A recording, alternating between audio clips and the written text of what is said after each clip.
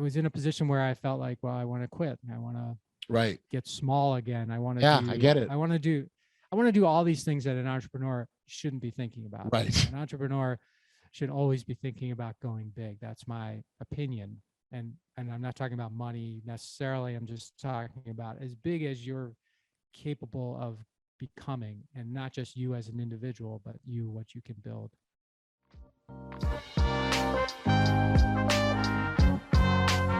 Welcome to the Audacious Living Podcast, hosted by my man, Audley Stevenson, the Odd Man. He'll unpack wisdom and insights from a cross-section of top quality performers in business, media, sports, entertainment, and lifestyle to uncover key elements to help you live your best audacious life ever. So without further ado, here is the Odd Man.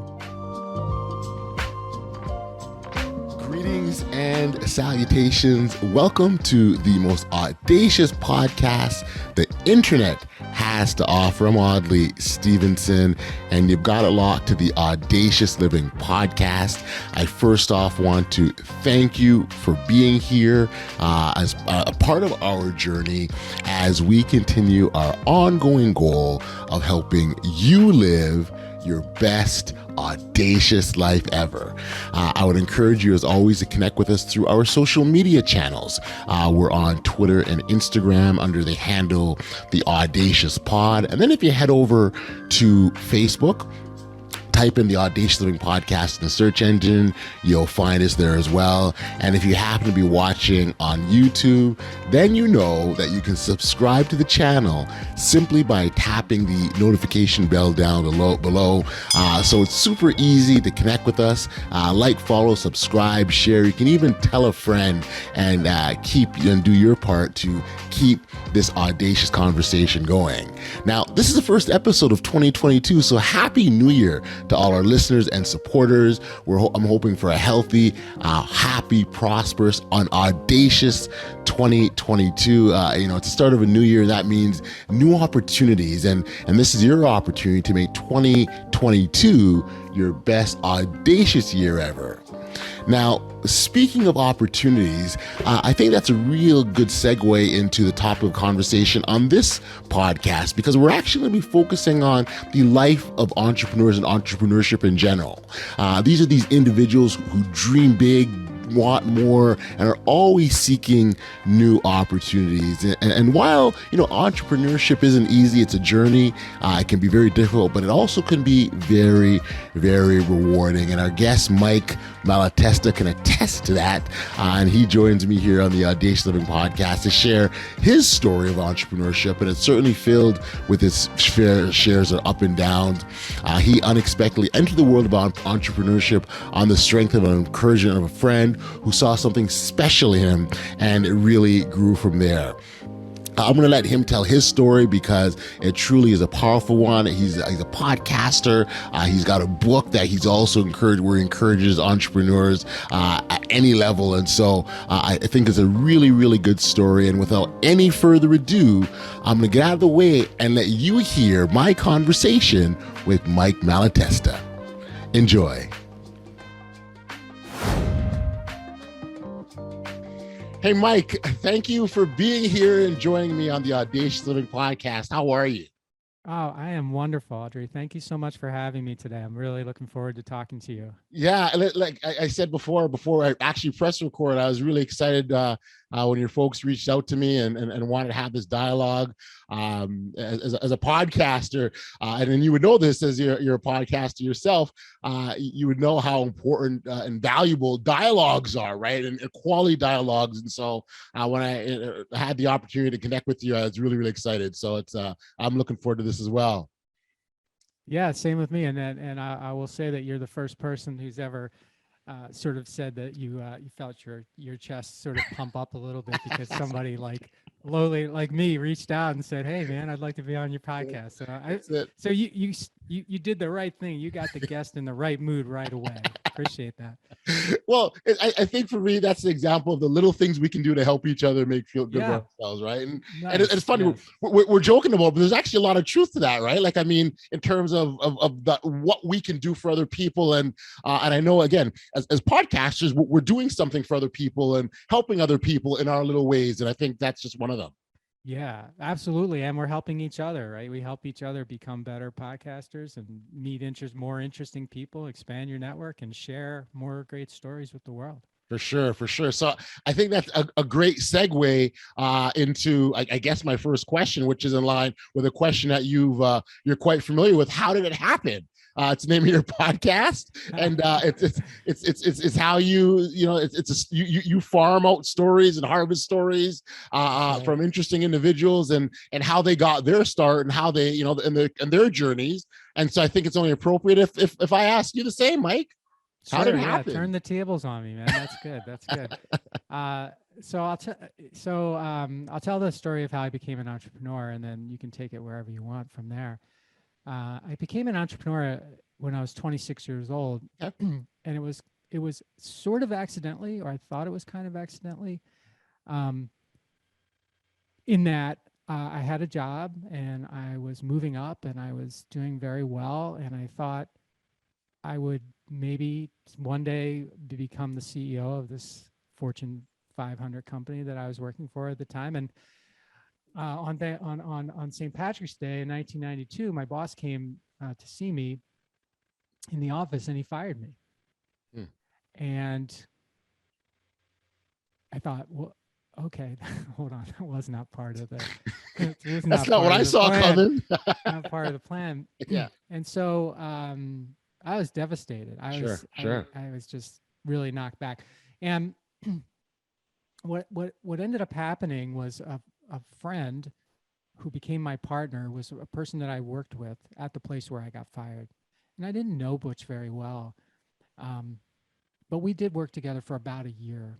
And I was sort of trying to figure out what I was going to do with my life. And he sent a message to me and said, hey, if you want to start a business or you're thinking about that, I'd love to talk to you about it.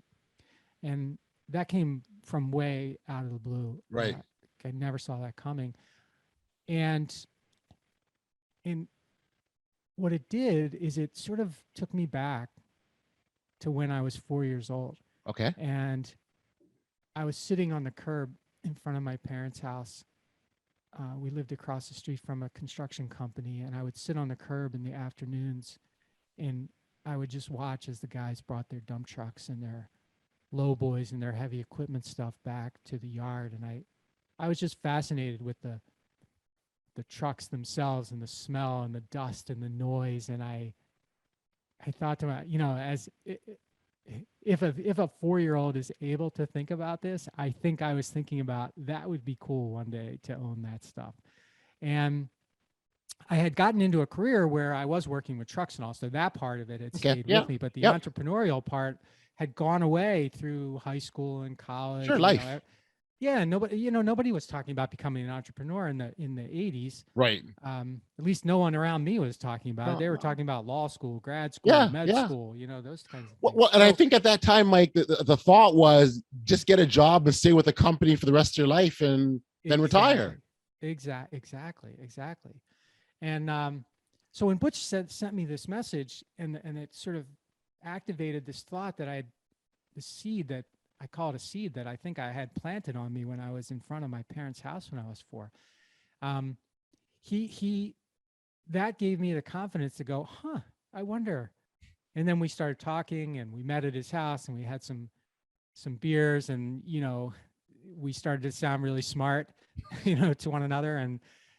And 6 months later, we had a business started. Wow. And and interestingly, Butch was a farmer most of his life, grew up farming, loved farming, lost his farm, family, lost his farm, and was working where I was, working on trucks and doing that kind of thing. And it's just kind of ironic how, this farmer came along and just germinated this seed that had been planted in me and just been dormant all these years. And he gave it the right nutrition and whatever that was, the confidence, nutrition, to get it going. And so we got the business started, and then boy, was it a ride. And ultimately, to keep the story short, and you can explore it however you'd like, 22 years later, we ended up selling the business. So that's 2015. For what most people would say was a really good outcome, I would say that as well. But along the way, Butch passed away 2003. And it was one of the most excruciating challenges that we'd ever faced, because he was burned very badly in a fire at one of our waste processing plants. And then he died 3 days later. And it's just, it's a long, like I told you, it was a wild journey. That was a really, really tough time for us. So he didn't make it to the end to see where where ultimately we got to, unfortunately. So yeah, we sold the business then, and then I again, just sticking to the entrepreneurial thing, I started another similar business in 2018, and we were fortunate to put some nice things together there, and sold that business a couple of months ago. So from an entrepreneurial standpoint, that's been my story. I love how you make it sound so simple. How we just did this, and we did that, sold that. That's it. But knowing that journey, there's so much involved with it. But I appreciate the simplification of it. But I know that there's a lot involved. And so first off, the sharing the news of Butch, and sorry to hear that, because obviously he had a huge part to play in sort of the beginning of your journey. But I actually would love to know, and if you ever found out what it was that he saw in you to initially come to you to say, hey, let's do this. What was it? Do you know? Well, he told me that I was someone that he felt cared about things, cared about people, cared about outcomes, cared about, results. And he had been on this sort of journey after having lost the farm.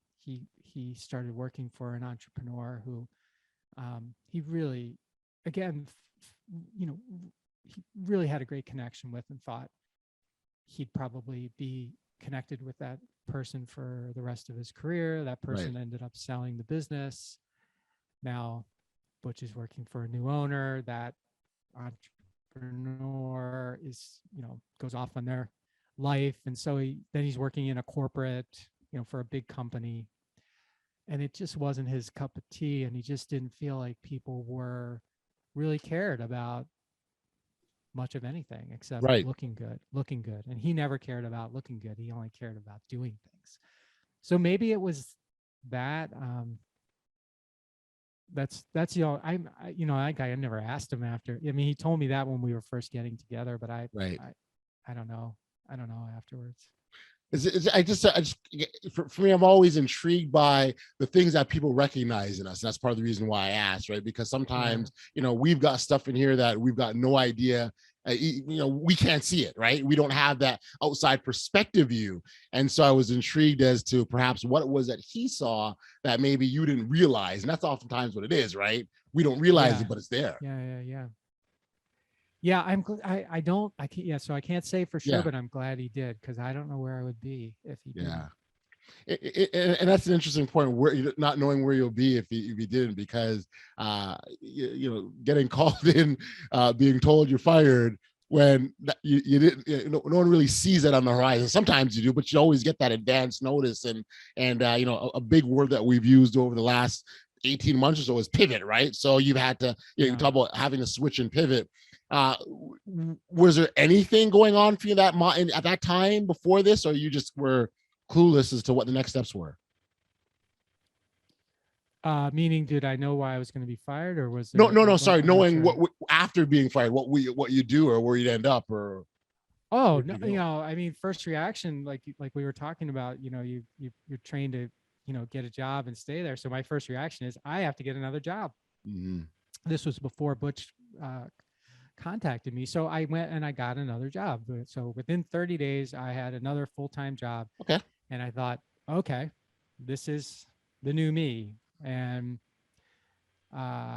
really loved the guy that owned the company, the guy that interviewed me.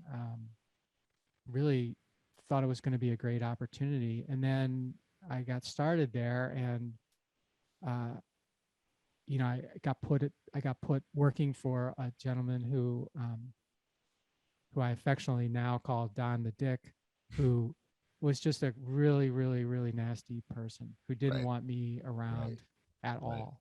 He saw me as a threat to him. I think. I mean, I think that's how he saw it, but he was very mean to me. And Got you.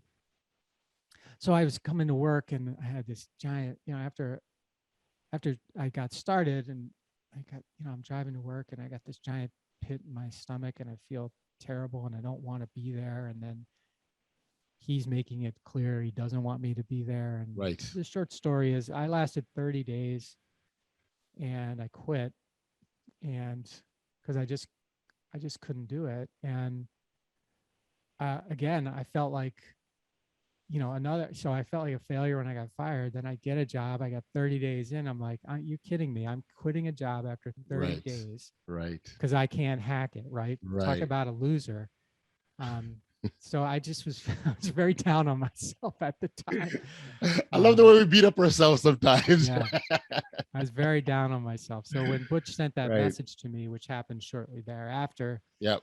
it was the first hope I'd had in a couple of months.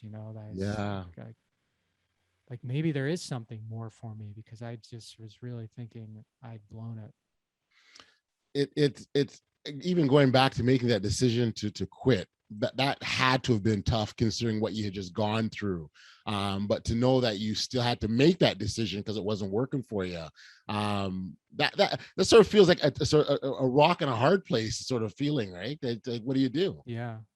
I mean, you're at that time, I was married, so we had obligations, we had student debt to pay off, bill, you think about all that. That's all real stuff. That's not nothing. And so that's what I mean. When I felt like I wasn't one of those people who was like, well, take that job and shove it. I wasn't that kind of person. I really wanted to do good at this job. Sure. And it really made me think I was not able. Like I couldn't, I was just, I just was beating myself up. That's a good way to put it. But I just didn't know what to do. So you start on this entrepreneurial journey, right? Butch gives you a shout, you talk, you plan, and you start on this path. First off, what type of business were you in? Well, we started the business as a wastewater trucking company. So we were picking up and transporting wastewater from factories mostly to water treatment facilities. Okay. And that's how we started. And then along the way, we got into treating wastewater, and then treating other types of waste, and then doing, all kinds of cleaning projects and anything that had some connection to waste inside of a factory or or similar type environment. We would that's what the business became. Got you. How long from the start of your entrepreneurial journey to it begins? How long before you truly felt like an entrepreneur? Because I would imagine, so you're in this wastewater industry, if you will. It's not something that you're area of specialty. I'm assuming you're learning about it, and you're understanding it, and you got going through all that sort of education of it. How long before you actually felt like I would say a long time, particularly so if it had been today, I probably would have thought of myself as an entrepreneur earlier. But as I remember, this was now in the early 90s, but still you were a business owner. You weren't, an entrepreneur. That's sort of seems like it came. I mean, the word's been around for a long time, but it didn't seem like it was applied. So I didn't think about that for super long time. I didn't think about it until someone else called me. How's that for an answer? And then I was like, oh, entrepreneur. Maybe I am an entrepreneur, that kind of thing. So it took it was a long time, and someone had to basically give me that name. I did Right. not choose it. See, it goes back to that point I made. Sometimes people see it in us right before we see it, recognize it ourselves, and it's an example of it. Right. Well, how about you? I it's How did you? it's funny. My quick story. So I'll tell you how it happened for me. Yeah. But my story is a basketball guy. My whole life, I love the sport. I worked sort of professionally for a league here in Canada. NBL Canada was a Canadian basketball league. I was a commissioner. I moved throughout the organization and just truly love the sport, love the opportunities that it provides for young basketball players who want to pursue a dream. And, things were moving on nicely, and COVID came along and shut everything down, including, public sports and entertainment, all these sorts of things that we love to be a part of.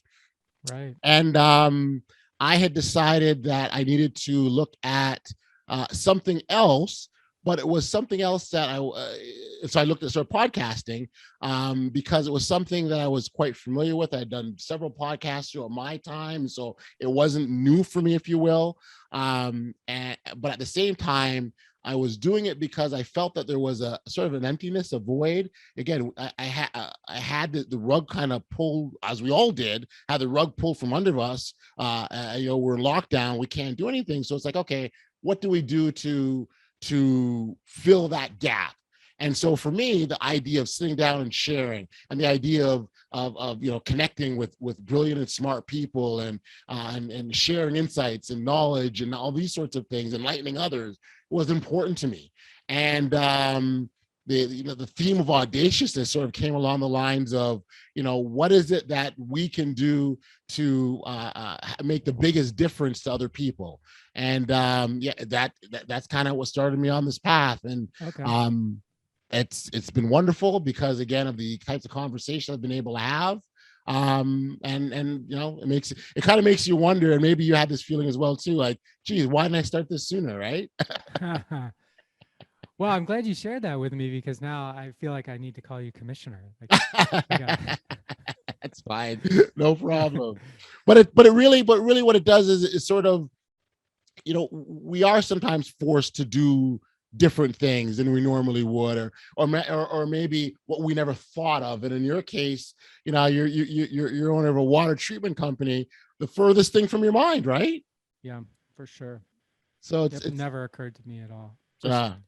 But it's like kind of like a love of trucks got me into working with trucks, and then you get fired, but you go back to when you were 4, and then it's sort of all it's there's all these connections and whatever synapses you might call them, that you have, and it's just like as you go through life, some of them start connecting, and some connect in a way you anticipated, and some connect in a way you didn't, but you have to make the best of whatever way they connected.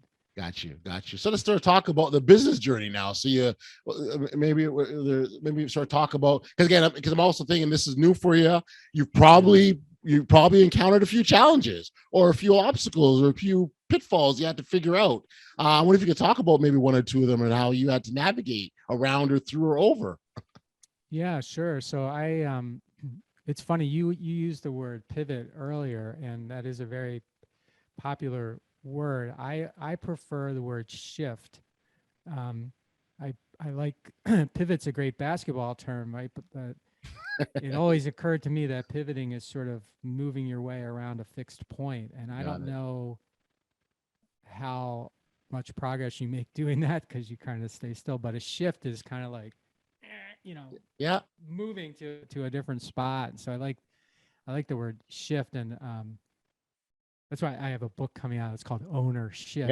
Yeah. So it's kind of cool. But so for me, there were many shifts along the way, and one of the biggest, I mentioned Butch's accident, and that talk about a shift. That was, as you can imagine, it was very, very hard, and it was sort of the last thing in a line of many things in the first 10 years of our business together that really, nearly broke me. I thought I didn't know what to do. Oddly, I dropped into what I call the valley of uncertainty, which is this, sort of gaping void Right. that Right. that I went, and I think a lot of entrepreneurs go when they reach the point where the things that were working for them when they started Yes. don't work for them anymore. And that was certainly my case. I mean, we had a lot of great things happen, and we had had a lot of really terrible things happen. But one of the things that I didn't do, I didn't shift early enough, was to recognize that the things that worked, to get us off the ground and get us Hmm. to a certain point weren't going to be the things that got us to the promised land. Right. And I didn't realize that till I was down in the valley. I just thought, I'll just keep working harder. Right. Just Right. keep working more. I'll just keep controlling things. And it's worked, for Yeah. now. I would convince myself it's worked for now. So why wouldn't Right. it work forever? And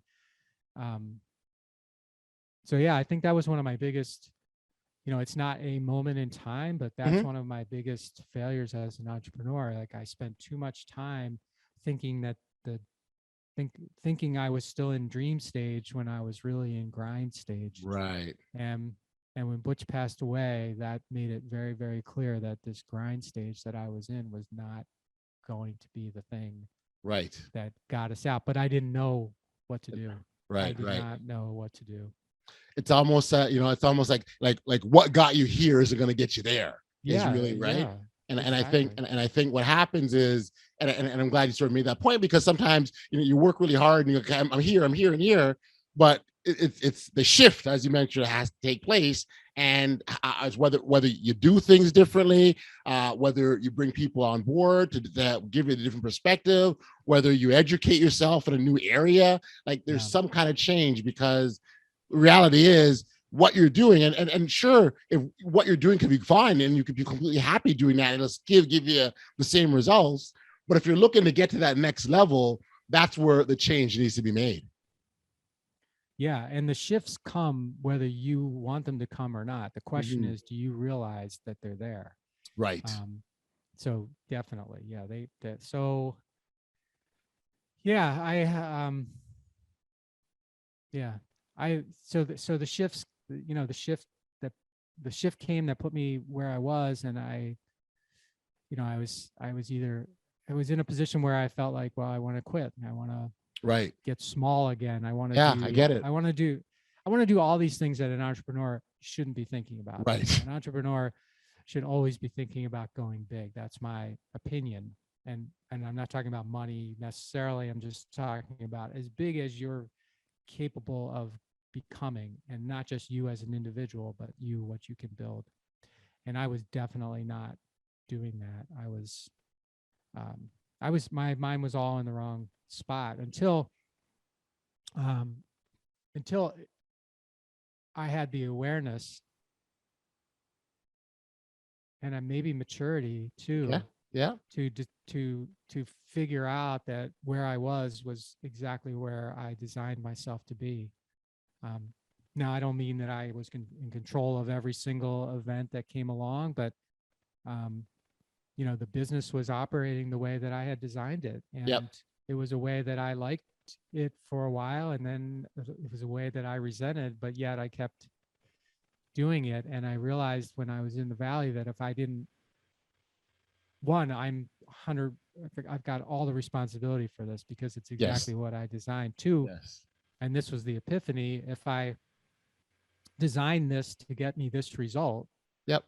so perfectly, I feel like I can design something to get me another result just as well. So maybe I need to start working on that. And that's ultimately what I ended up doing.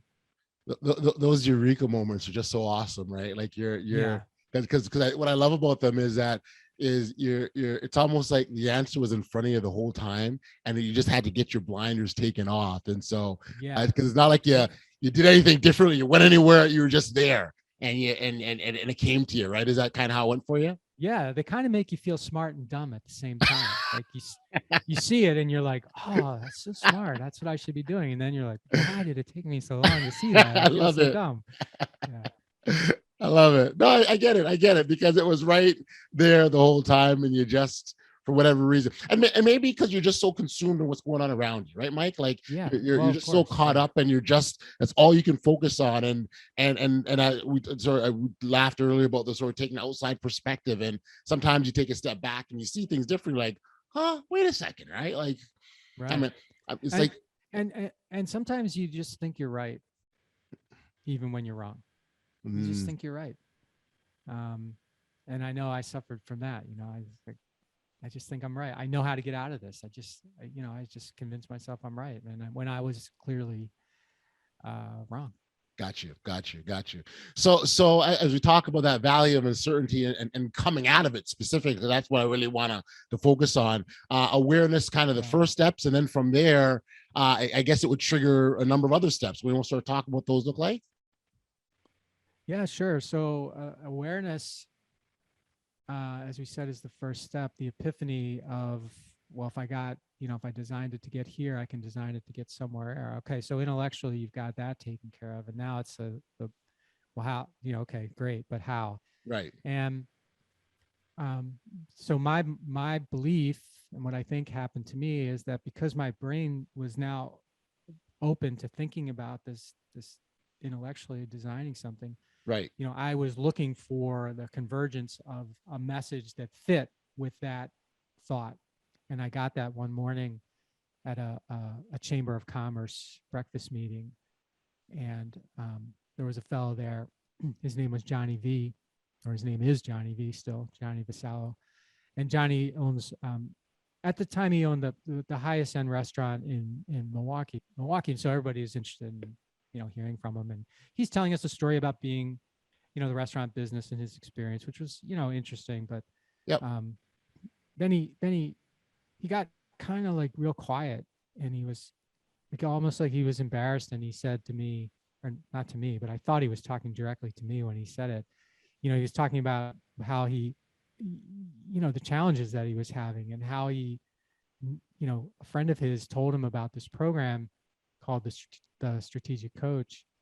And the basics were, hey, this program can teach entrepreneurs how to make, double their income and take as much time off as they wanted and have a different life, and Johnny had joined. And when he was saying that, I, like, the whole room, I thought, kind of disappeared oddly. And I was just like, he was talking directly to me. And so I went back to my office. I wrote it down on a little piece of paper and went back to the office and looked it up and filled out the application and joined right away.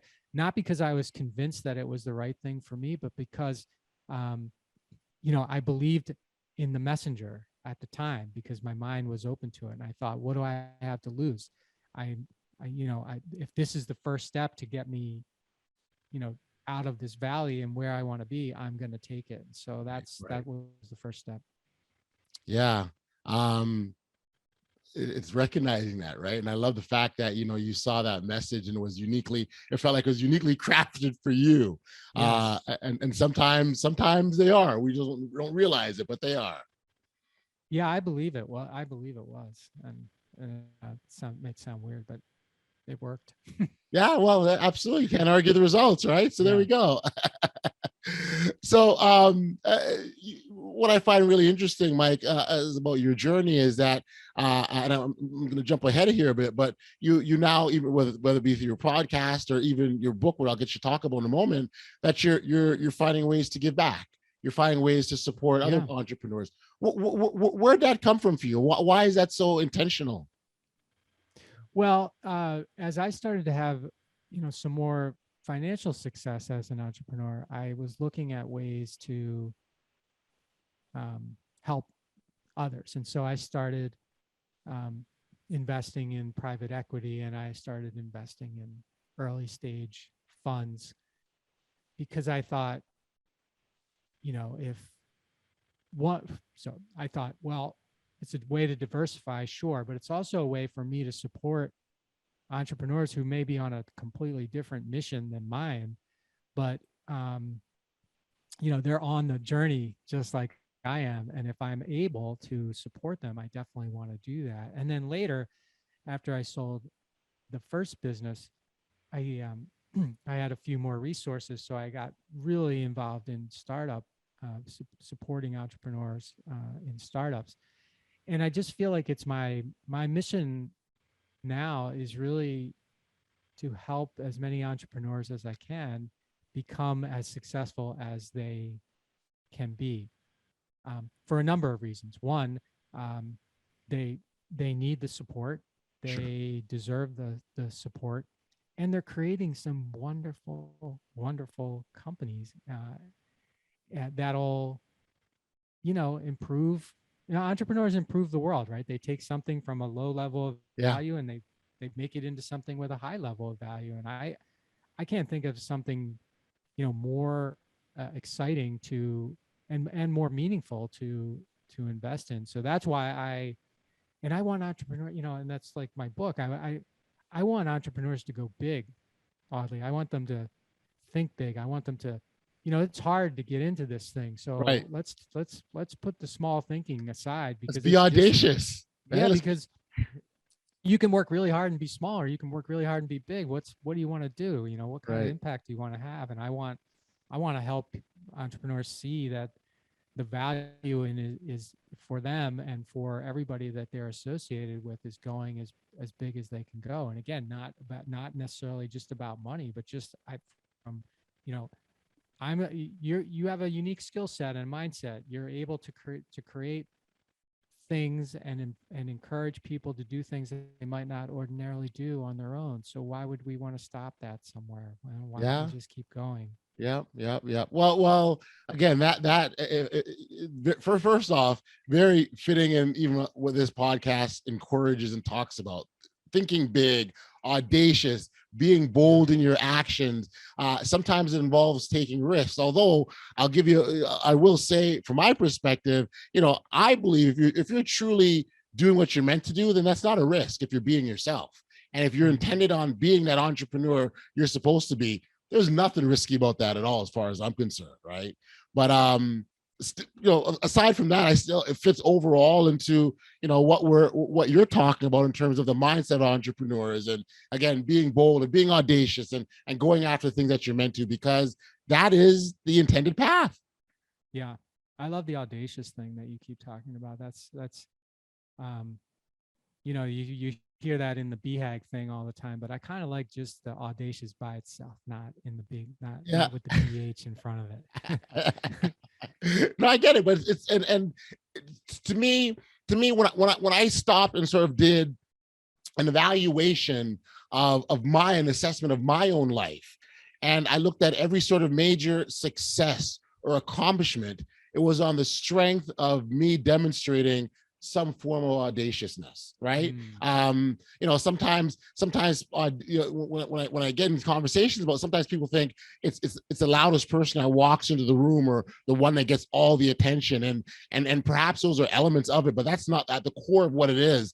That's the furthest thing. You could be as quiet, a really quiet introvert, and still be audacious as heck and do all sorts of great things, right? And that's really what you want to, I want to encourage people to think about. Yeah, I like that point, because for me, I'm more of on the introverted side. I will admit. No, Mike, come on, you're a podcaster. You're out there, man.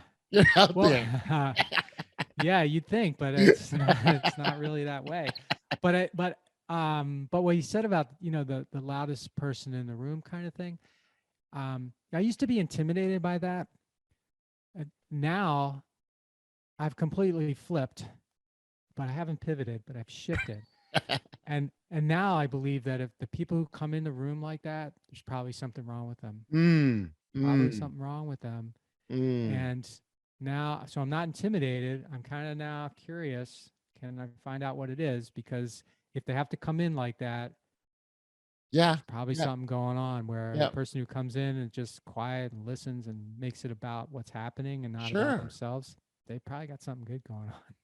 Well, the way I break it out in my mind, I know this is it may sound like I'm splitting hairs in a very thin divide, but Yeah, go it's for it. the way you are versus the way you act, right? And so if you are audacious, right, it's your part of your being, right, as opposed to coming in the room and being the loud person. You don't have to act that way. You can be that way. And again, it's a thin divide, but I do think there's a distinction.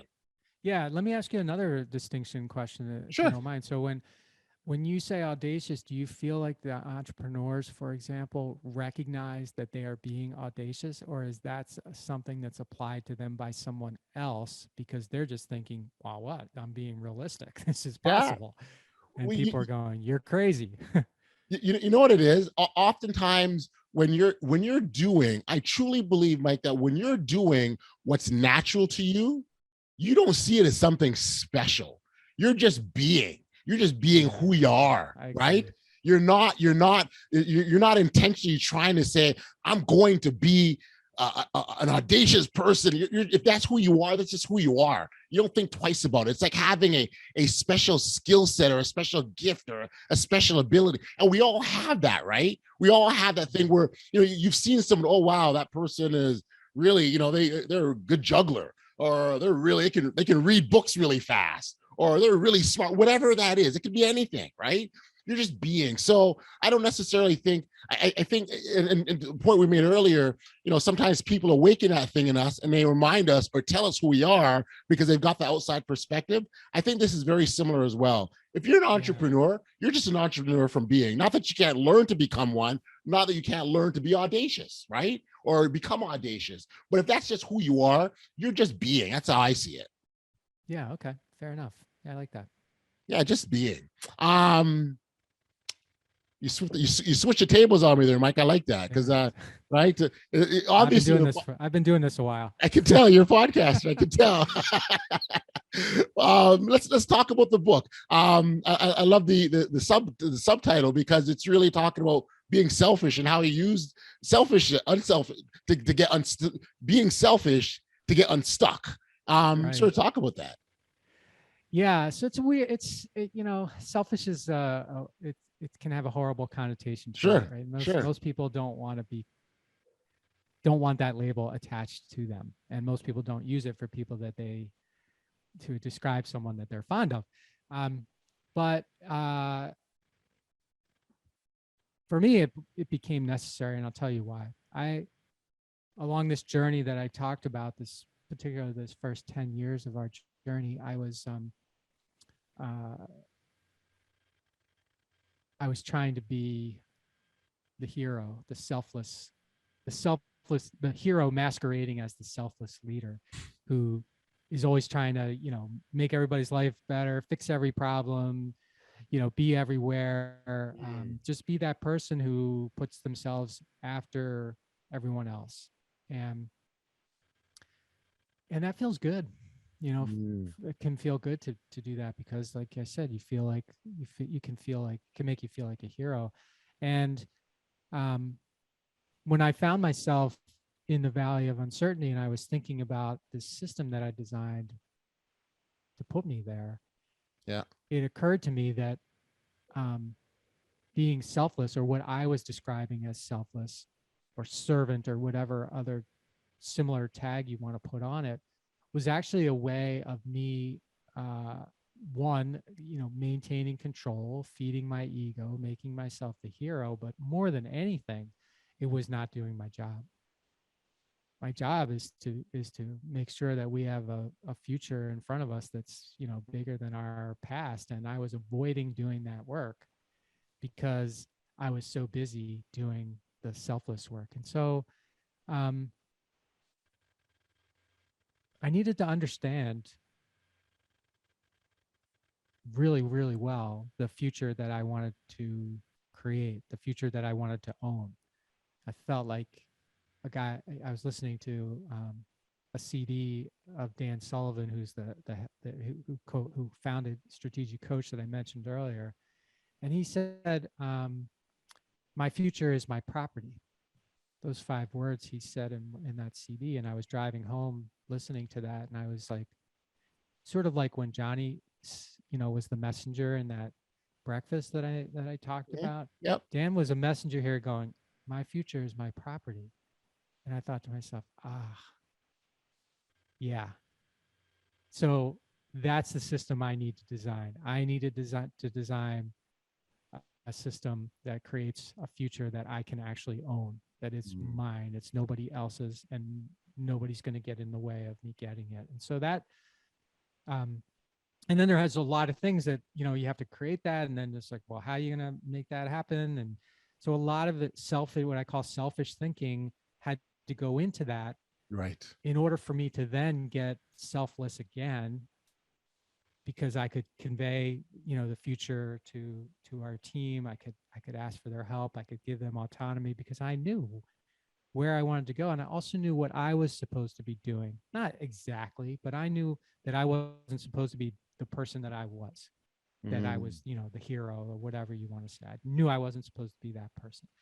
And so it just gave me a ton of clarity about me, and I needed that clarity about me in order to be better for everyone else. Right.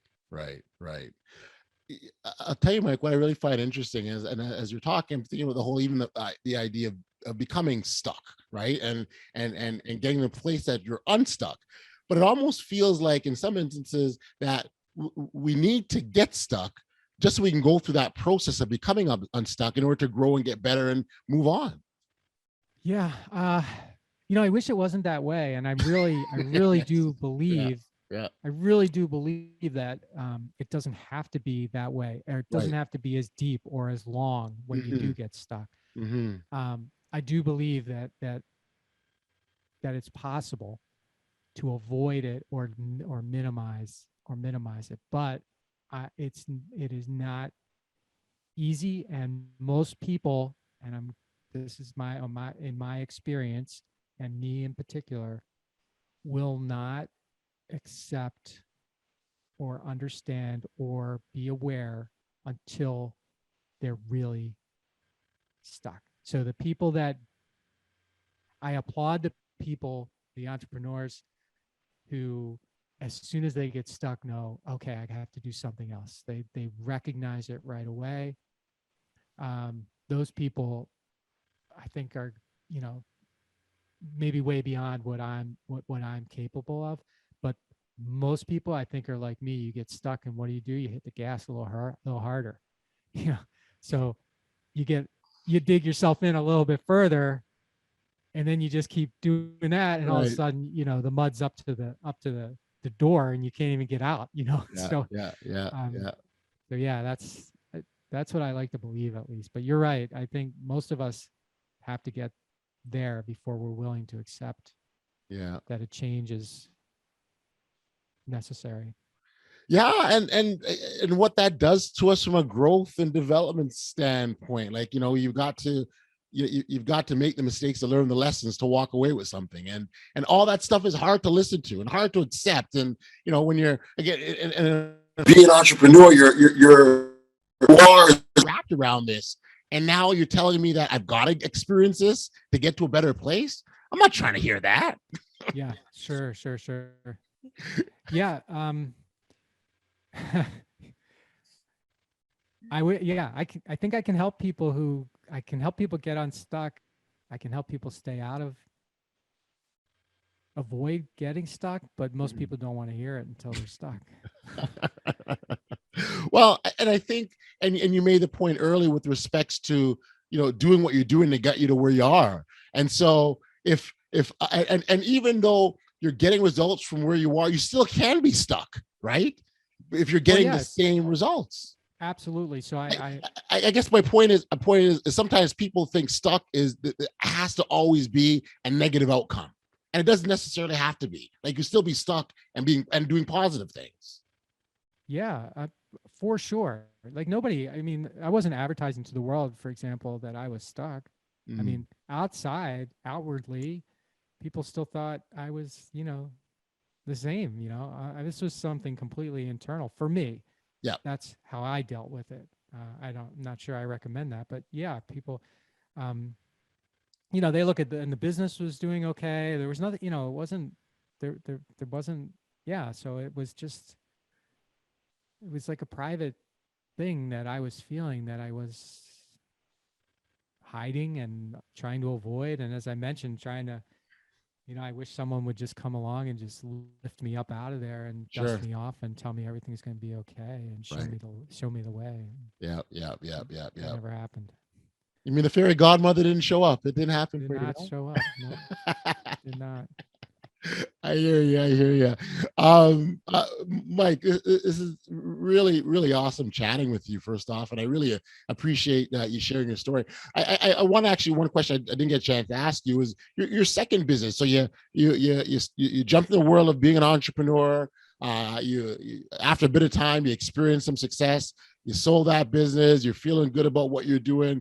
You decided to jump Yeah. back into entrepreneurial space again. Yeah. Why? It was, an opportunity that Okay, presented itself that was really, for me, was exactly aligned with where I wanted to be and what I wanted to do in my life. So it was got you. not, so it was, Not trucks. No, it wasn't trucks. No. it was very similar business. Yeah. Okay, But the whole model around how we did it was different, oddly. So got you. it was different, and it fit me and what I wanted to Amazing, do. And fortunately, it turned out well for a lot of folks. amazing, amazing. Well, again, I love it. I think your story is a great one, and lots of lessons to be learned from that. But I also, again, love the fact that you're not just you're not staying with my story, and you're harvesting and other stories from other people and through your podcast. So I wonder if you sort of talk about what made you decide to go down that route, because that's also quite different, right? It's off the beaten path a little bit, if you will, if you're a typical entrepreneur. Yeah, so I started podcasting in 2018, and a year before that, I'd never heard of a podcast. Right. And my wife introduced me to some NPR podcast, and I was like, "Oh, that's pretty cool." And then I started listening to a bunch, and it was, people like you and I having these conversations, and for whatever reason, I looked at it as like my own. So I'd always felt that I was designing a school, especially for me. So when I became an entrepreneur, I was already out of traditional school, but I had a lot to learn. And especially after I came out of the valley of uncertainty, I really started to think, okay, the whole world, all the information that I need to know and all the people that have it are within my reach. Now, I don't know exactly how to get them, but they're within my reach. And I started designing a school for myself so that I could get what I wanted when I needed it, instead of just going to school and taking whatever they give you. So podcasting struck me as another way for me to enhance and grow the resources available to me for my school, for my education. And uh, as I really got into listening to them, I thought, I think I could bring some value to the world, by sharing people's stories, just like I'm hearing other people share. Because if it's an education for me, wouldn't it be great if I could pass that education along to other people? And so that's got what got me started. It's just the curiosity to do it, and then this feeling that there would be a benefit for other people in doing it. And so the podcast is called How Did It Happen, and I I get really deep into the stories of success, with people from all walks of life, entrepreneurs and athletes and physicians and artists and educators, and you name it. And my mission really is to inspire and activate greatness in the people that are listening. And I want to I just want to make sure that people understand that there's something about the people that I talk to that they can apply in their life. Maybe not every one of them, and maybe Sure. not everything, but there's something. And if it activates the greatness in you and gives you the confidence to do something more, then the podcast has been a success. And so that's how I judge it. I love it. I love it. It's in line with what we do here. And so Yeah. I'm a big fan of that. And I love the stories. And quite frankly, I just love the open-ended question. How did it happen? And what you're going to get from that, as you've probably undoubtedly heard, is just all sorts of stories and all different ways. There isn't just one clear road to get where you need to get. It's going to be different for everyone based on where they're at, who they are, what obstacles they have in front of them, and what they're trying to achieve. And so that's why I love it a lot. Yeah, thank you. So you're right. All the stories are different, but there's a strain of similarity through all of them. Like this is the place I was in. This is what I was paying attention to. This is what came along. This is what I did with it. All of that stuff. Amazing. Mike, one last question I want to ask you just before we get out of here. And again, I really appreciate this conversation. Appreciate you taking the time and sharing the way you have. But I want to talk about success a little bit with you, and sort of it's going to be different for everyone, right? What their measure of success and how they determine that. And sometimes it changes for people, like what you may have thought you wanted versus what you actually got. I wonder if you sort of can talk about, that process of discovering, what success is for you. What does that look like? Well, I think it, there's a couple of things. One, I will say that, if you're fortunate to have some money associated with your success, it's helpful. And I don't mean that in that, you can sort of buy what you want and you can, show off, or you can do those things, but you can really help a lot of people when you have some money. And I mean, in a meaningful way. Sure. So I think money is important, but impact is way more important to me. So I feel like whatever success that I've had is a gift that I'm responsible for sharing. And how do I share it? Well, sure. Do I share money? Yes, I share money, but I share appreciation. I share kindness. You're seeing yourself right now today. Let's help you get that. Let's help open that up. Let's help. And I'll encourage you and challenge you and to get there. So I think that's the gift, because I don't think I deserved any success. I didn't deserve it. I like it. I'm happy that I've had it. Right. But anyone who went down the same path as I did and did the same things would have it as well. So it's not like unique to me. Right. So how can I make that possible for other people? So I guess I probably should have like a 5-word answer to that question, but that's how I love it. I don't know if there is one, right? Because it's a big topic. Yeah. Somebody's probably got a 5-word soundbite to that. That sounds really good, but it's neither you or I can tell you that. It's not, neither of us have it. All right, so at least I'm in good company that way. There we go. Hey, Mike, if listeners wanted to catch up with you, your podcast, or your book, where could we send them? Well, MikeMalatesta.com is probably the best place. That's MALATESTA. You can get a free chapter of my book by going there. You go to the book tab and you can get the forward in chapter 26 there if you'd like, and give it a test drive. Sure. I'm active on LinkedIn. If you want to connect with me there, I do spend some time on LinkedIn every day. And those are the two best ways I'll be. Gotcha.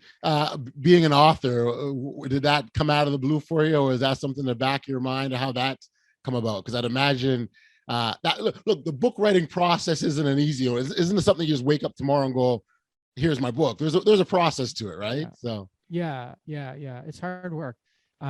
So I've sort of fancied myself a writer for a long time, but an author I did not become an author until I had a system around my writing that would allow me to produce something that turned into a book. So took me a year to do. Mhm. And I got some help, to help me do it, to like a, program that sort of laid out the steps. Yep. And that was very helpful. Coaching along the way was very helpful, so that you can write the best book you're able to write today, which is what I hope I've done. So yeah, it's hard, but it's something that anybody can do for sure, and it's something that everybody should do, because everybody's got a great story to tell that can help people. That's it. That's a great point, and an awesome point to close on, because you're right. Everyone does have a story.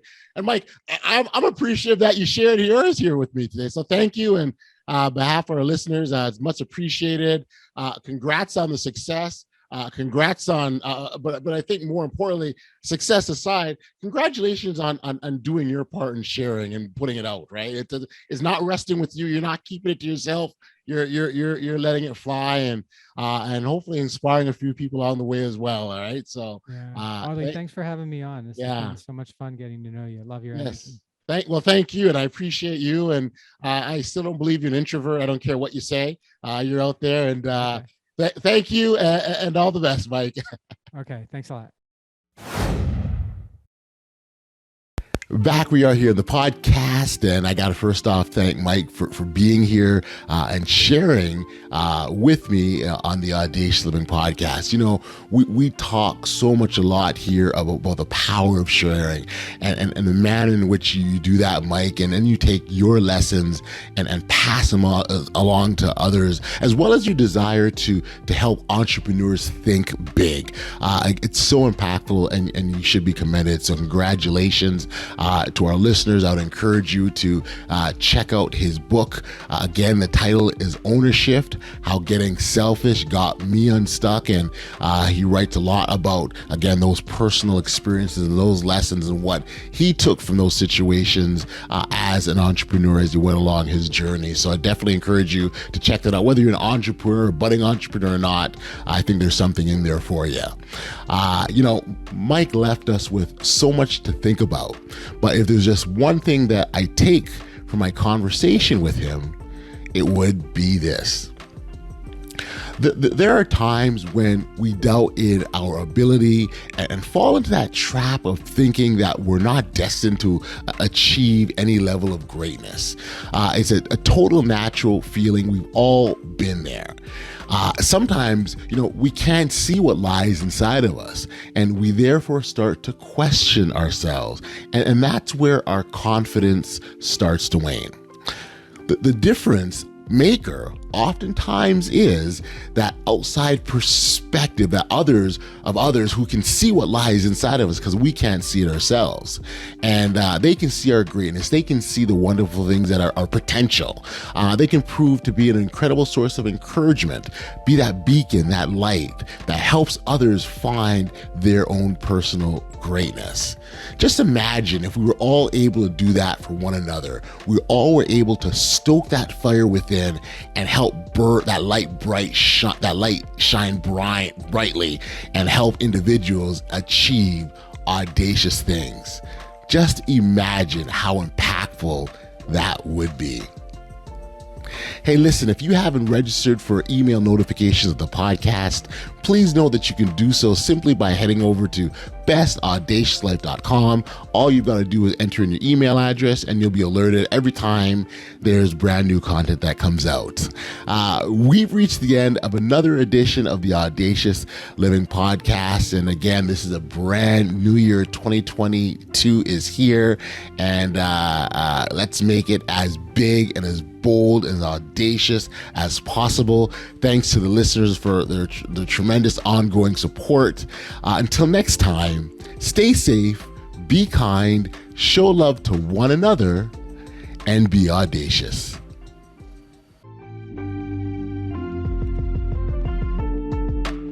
You've been listening to the Audacious Living Podcast, hosted by Audacious Stevenson. If you enjoyed what you heard, be sure to like, subscribe, and share. Until next time, be audacious.